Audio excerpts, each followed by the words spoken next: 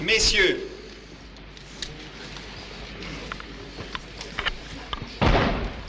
l'indépendance du Congo constitue l'aboutissement de l'œuvre conçue par le génie du roi Léopold II, entreprise par lui avec un courage tenace et continuée avec persévérance par la Belgique. Elle marque une heure décisive dans les destinées, non seulement du Congo lui-même, mais je n'hésite pas à l'affirmer, de l'Afrique tout entière. Pendant 80 ans, la Belgique a envoyé sur votre sol les meilleurs de ses fils. D'abord, pour délivrer le bassin du Congo de l'odieux trafic esclavagiste qui décimait ses populations. Ensuite, pour rapprocher les unes des autres les ethnies qui, jadis ennemies, s'apprêtent à constituer ensemble le plus grand des États indépendants d'Afrique. Enfin, pour appeler à une vie plus heureuse les diverses régions du Congo que vous représentez ici, unies en un même Parlement. En ce moment historique, notre pensée à tous doit se tourner vers les pionniers de l'émancipation africaine et vers ceux qui, après eux, ont fait du Congo ce qu'il est aujourd'hui.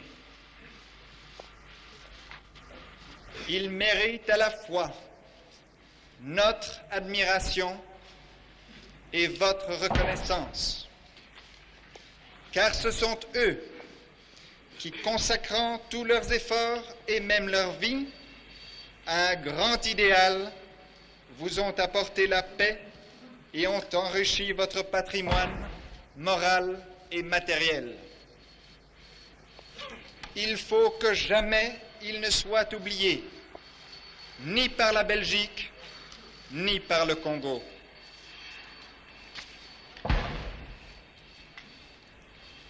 Lorsque Léopold II a entrepris la grande œuvre qui trouve aujourd'hui son couronnement, il ne s'est pas présenté à vous en conquérant, mais en civilisateur.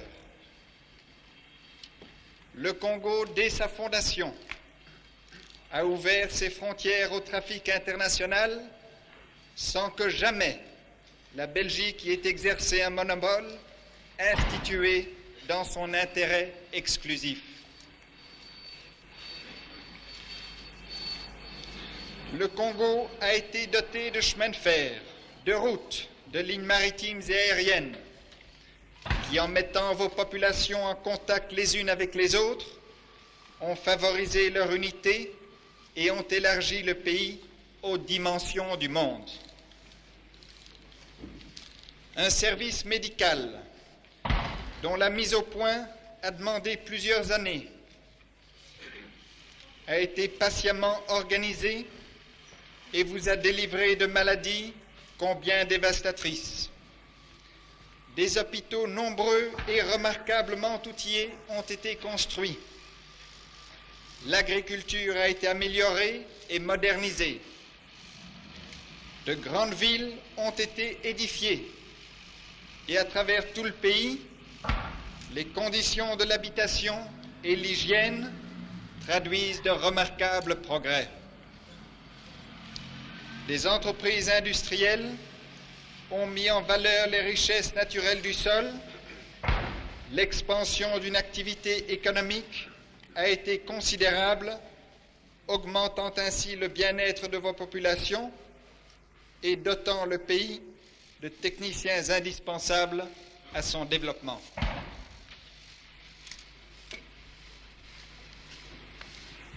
Grâce aux écoles des missions, comme à celles que créèrent les pouvoirs publics, l'éducation de base connaît une extension enviable.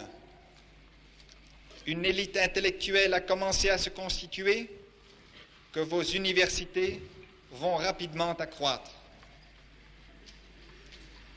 Un nombre de plus en plus considérable de travailleurs qualifiés appartenant à l'agriculture, à l'industrie, à l'artisanat, au commerce, à l'administration, font pénétrer dans toutes les classes de la population l'émancipation individuelle qui constitue la véritable base de toute civilisation.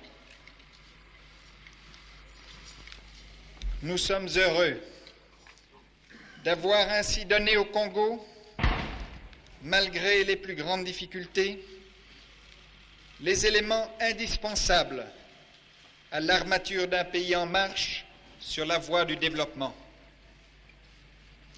Le grand mouvement d'indépendance qui entraîne toute l'Afrique a trouvé auprès des pouvoirs belges la plus large compréhension. En face du désir unanime de vos populations, nous n'avons pas hésité à vous reconnaître dès à présent cette indépendance. C'est à vous, messieurs, qu'il appartient maintenant de démontrer que nous avons eu raison de vous faire confiance. Dorénavant, la Belgique et le Congo se trouvent côte à côte comme deux États souverains, mais liés par l'amitié et décidés à s'entraider. Aussi, nous remettons aujourd'hui entre vos mains tous les services administratifs, économiques, techniques et sociaux, ainsi que l'organisation judiciaire, sans lesquels un État moderne n'est pas viable. Les agents belges sont prêts à vous apporter une collaboration loyale et éclairée. Votre tâche est immense et vous êtes les premiers à vous en rendre compte. Les dangers principaux qui vous menacent sont l'inexpérience des populations à se gouverner, les luttes tribales qui jadis ont fait tant de mal et qui à aucun prix ne doivent reprendre, l'attraction que peuvent exercer sur certaines régions des puissances étrangères prêtes à profiter de la moindre défaillance. Vos dirigeants connaîtront la tâche difficile de gouverner. Il leur faudra mettre au premier plan de leurs préoccupations, quel que soit le parti auquel ils appartiennent, les intérêts généraux du pays. Ils devront apprendre au peuple congolais que l'indépendance ne se réalise pas par la satisfaction immédiate des jouissances faciles, mais par le travail, par le respect de la liberté d'autrui et des droits de la minorité, par la tolérance et l'ordre, sans lesquels aucun régime démocratique ne peut subsister. Je tiens à rendre ici un particulier hommage à la force publique qui a accompli sa lourde mission avec un courage et un dévouement sans défaillance. L'indépendance nécessitera de tous des efforts et des sacrifices. Il faudra adapter les institutions à vos conceptions et à vos besoins, de manière à les rendre stables et équilibrés. Il faudra aussi former des cadres administratifs expérimentés, intensifier la formation intellectuelle et morale de la population, maintenir la stabilité de la monnaie, sauvegarder et développer vos organisations économiques, sociales et financières.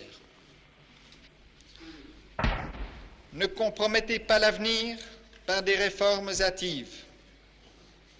Et ne remplacez pas les organismes que vous remet la Belgique tant que vous n'êtes pas certain de pouvoir faire mieux.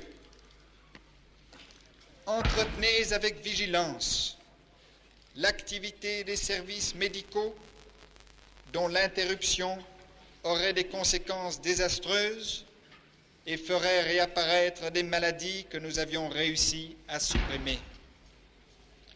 Veillez aussi sur l'œuvre scientifique qui constitue pour vous un patrimoine intellectuel inestimable.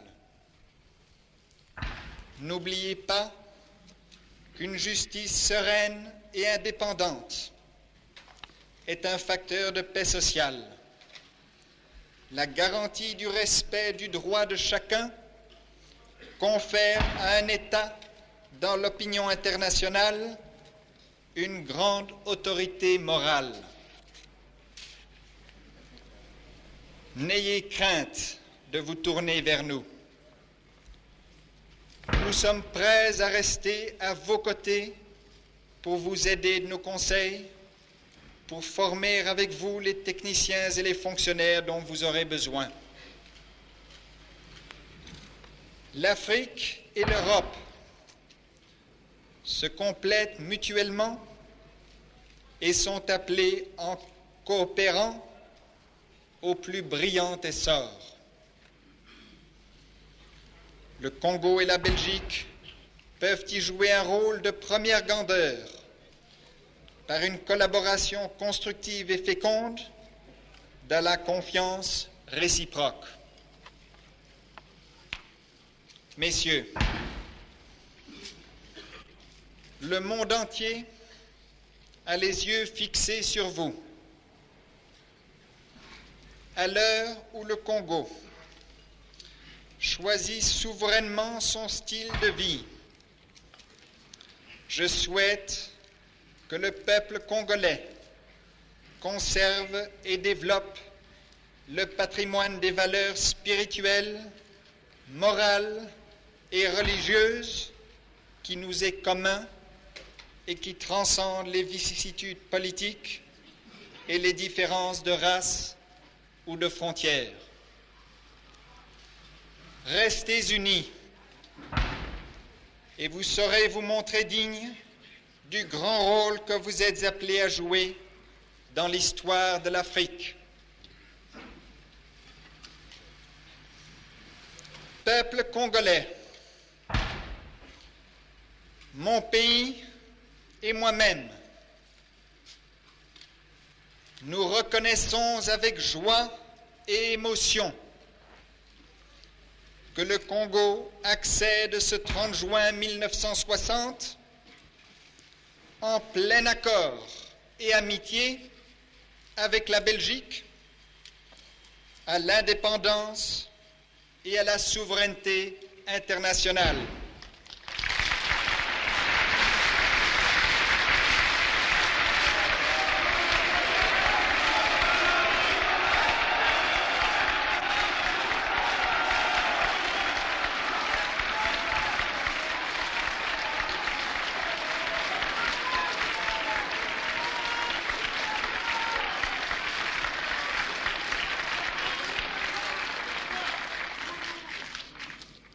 Que Dieu protège le Congo.